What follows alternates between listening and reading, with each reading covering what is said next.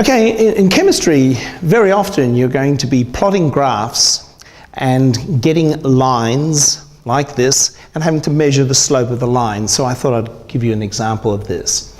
Take the decomposition of hydrogen peroxide to water and oxygen. This is what we call a first order reaction. And that means that there's a mathematical statement that relates the concentration of hydrogen peroxide at any time t, described as you see here.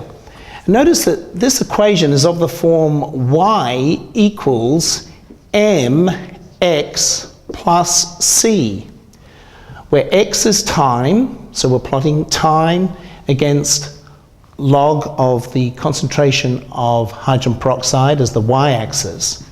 And so m is what we call the gradient or the slope of that straight line.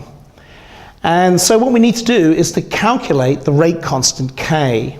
So how do we do that? Well, we need to calculate the slope of this line.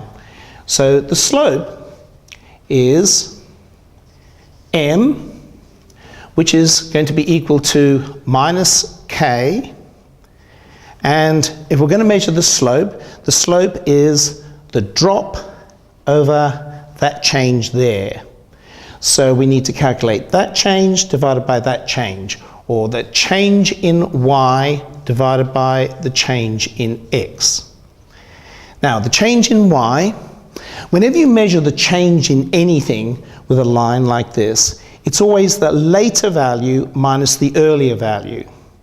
So this is the earlier value of the y coordinate, and this is the later value of the y coordinate.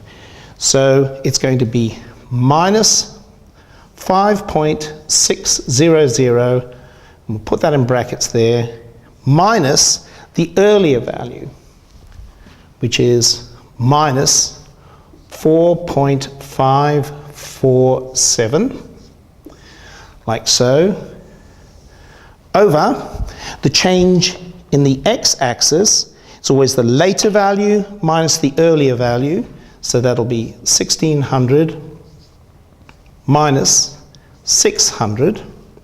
And notice though, the x-axis has got units of minutes, so we've got to put the minutes down there. Notice that the y-axis, which is a log value, log values can't have units, and so there are no units at the top.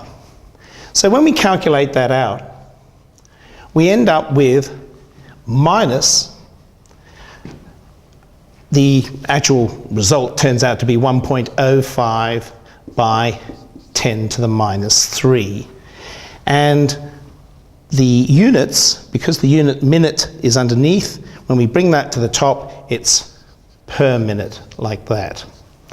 So when we calculate the slope, we get a negative number. That's because the line is dropping. Therefore, k, because the slope is equal to minus k, and the slope is minus that, we can then say that k is equal to 1.05 by 10 to the minus 3 per minute. So the key things to note here are the fact that watch out for this minus minus here, so that it's minus 5.6 minus minus, which means plus 5.47. So this value in the top here will be a negative number. This will be a positive number, and we end up with a negative slope, and then we can calculate k.